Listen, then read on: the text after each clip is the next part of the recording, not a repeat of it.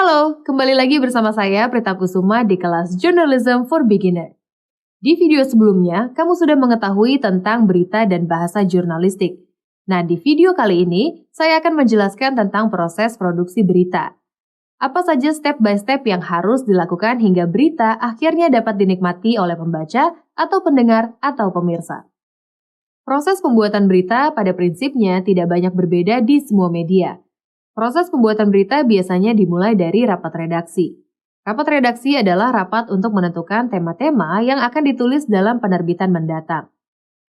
Dalam rapat ini dibahas juga mengenai pembagian tugas reportase. Biasanya penugasan ini akan dibuat oleh redaktur atau editor dalam bentuk term of reference atau TOR liputan. Apa itu TOR liputan? TOR liputan adalah outline atau lembar penugasan. Dengan membuat TOR liputan, pemberitaan akan terfokus, mendalam, dan lengkap. TOR liputan sangat penting bagi reporter karena reporter akan cepat mengerti apa yang akan dikerjakan, kendati tidak sempat mengikuti rapat redaksi. Selain itu, TOR liputan juga akan menjadi catatan pertanggungjawaban atau akuntabilitas dan bukti transparansi bagi seluruh tim liputan. Lalu bagaimana membuat TOR liputan? Apa saja poin-poin yang harus ada dalam TOR liputan? Poin pertama adalah topik. Topik merupakan tema besar liputan bisa ditempatkan sebagai judul TOR. Seperti judul berita straight news, sebaiknya judul atau topik dibuat singkat, padat, dan mencerminkan inti masalah. Kemudian poin yang kedua adalah latar belakang masalah. Latar belakang masalah berisi paparan inti masalah. Apa saja tali temali persoalannya dan bagaimana mereka saling menghubungkan. Dalam membuat latar belakang masalah, tidak perlu panjang-panjang, namun diharapkan dengan membaca latar belakang masalah tersebut, siapapun yang terlibat dalam pengerjaan liputan akan mengerti hakikat masalah. Kemudian poin yang ketiga adalah sudut berita atau angle berita. Di sini, redaktur harus mampu membatasi sajian berita dengan memilih satu sudut atau angle berita dari sekian banyak masalah yang ada. Dasar pemilihan angle berita bisa berdasarkan urgensitas, keeksklusifan, konteks zaman, prioritas sajian atau ciri khas media. Lalu poin keempat dalam TOR adalah pembagian tulisan. Berita terencana biasanya dikerjakan secara khusus. Artinya, ada pengalokasian sumber daya dan waktu yang ekstra. Berbeda dengan straight news atau berita permukaan lain. Karena itu, sajiannya biasanya panjang. Contoh yang mudah kita bayangkan adalah laporan utama atau laporan khusus pada majalah. Laporan utama atau laput biasanya sampai 12 halaman berikut foto dan infografis. Jadi terdiri dari sejumlah item tulisan yang saling terkait. Tulisan utama berupa rangkuman masalah, sedangkan bagian lainnya berupa penjabaran dari berita utama. Setiap tulisan pendukung ini harus fokus supaya tidak tumpang tindih dengan yang lain. Poin yang kelima adalah narasumber. Setiap tulisan membutuhkan narasumber sendiri. Sangat mungkin satu orang menjadi narasumber di beberapa tulisan sekaligus. Dasar pemilihan narasumber adalah kompetensi. Semakin terkait seseorang dalam masalah yang diangkat, makin tepat untuk dijadikan narasumber.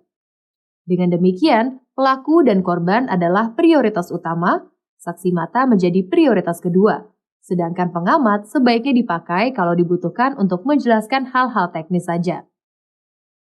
Poin keenam adalah daftar pertanyaan. Dalam TOR liputan, editor memberikan daftar pertanyaan sebagai panduan umum bagi reporter. Namun ketika di lapangan, reporter dapat mengembangkan pertanyaannya. Poin ketujuh dalam TOR adalah observasi lapangan. Reportase yang baik adalah yang hidup. Ada penggambaran agar halayak secepat mungkin bisa menangkap suasana. Media yang menggunakan audio visual yaitu televisi seketika bisa melukiskan suasana. Tayangan mereka gambar hidup lengkap dengan suara. Yang butuh paling lama dalam deskripsi suasana adalah media cetak. Untuk mendapatkan deskripsi tentu perlu observasi. Poin ke-8 dalam TOR adalah rancangan foto, suara, dan gambar. Foto perlu untuk media cetak, suara untuk radio dan televisi, sedangkan gambar untuk televisi. Dalam konteks jurnalistik, foto, suara, dan gambar adalah informasi. Untuk itu, sejak awal foto, suara, dan gambar perlu direncanakan. Tujuannya agar sinkron dengan tulisan atau narasi. Poin ke-9 adalah rancangan grafis. Rancangan grafis diperlukan bila terkait dengan data berupa angka-angka statistik serta lokasi dan urutan-urutan kejadian.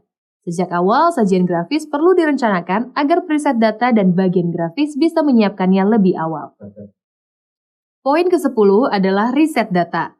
Tulisan akan kering dan kurang meyakinkan jika minim data. Karena itu, data pendukung tulisan harus disiapkan sejak awal. Sebaiknya reporter yang akan mewawancarai narasumber perlu diingatkan mencari data terkait.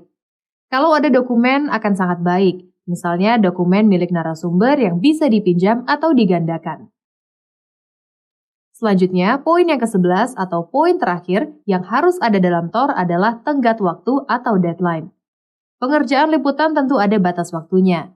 Untuk itu, tenggat waktu atau deadline harus disebutkan jelas dalam TOR supaya semua yang terlibat dalam pengerjaan bisa mengetahuinya. Setelah editor membagikan TOR liputan kepada para reporter yang telah ditunjuk harus turun ke lapangan untuk mencari data sebanyak mungkin yang berhubungan dengan tema tulisan yang telah ditetapkan. Pihak-pihak yang menjadi objek reportase disebut narasumber. Narasumber ini bisa berupa manusia, makhluk hidup selain manusia, alam, ataupun benda-benda mati. Jika narasumbernya manusia, maka reportase tersebut bernama wawancara. Wawancara bisa dilakukan secara langsung, yaitu wawancara dengan bertatap muka langsung dengan narasumber, atau wawancara tidak langsung, yaitu wawancara lewat telepon, SMS, chatting, atau email. Bagaimana teknik wawancara yang benar? Apa saja yang boleh dan tidak boleh dilakukan dalam wawancara? Nanti akan saya jelaskan khusus di video berikutnya ya. Nah, setelah sudah melakukan reportase dan sudah mendapatkan data yang cukup, tahap selanjutnya adalah menulis naskah berita. Di tahap ini, wartawan dituntut untuk mematuhi asas 5W+1H yang bertujuan untuk memenuhi kelengkapan berita. Masih ingat kan apa saja 5W+1H yang sudah saya jelaskan di video sebelumnya? Yap, betul. 5W+1H yaitu what, who, why, when, where, dan how. Jangan lupa juga ketika menulis berita untuk memakai bahasa jurnalistik ya. Nah, setelah reporter selesai menulis naskah berita, naskah ini dikirim lewat email kepada redaktur atau editor untuk proses penyuntingan naskah yang bertujuan untuk menyempurnakan penulisan naskah. Penyempurnaan ini dapat menyangkut ejaan, gaya bahasa, kelengkapan data, efektivitas kalimat, dan sebagainya. Nah, jika media masanya adalah surat kabar, tahap selanjutnya adalah setting dan layout. Setting merupakan proses pengetikan naskah yang menyangkut pemilihan jenis dan ukuran huruf. Sedangkan layout merupakan penanganan tata letak dan penampilan fisik penerbitan secara umum. Setting dan layout merupakan tahap akhir dari proses kerja jurnalistik. Setelah proses ini selesai, naskah dibawa ke percetakan untuk dicetak sesuai oplah yang ditetapkan. Namun jika media masanya adalah televisi, setelah naskah diedit atau disempurnakan oleh asisten produser atau produser, naskah berita akan di voice over terlebih dahulu.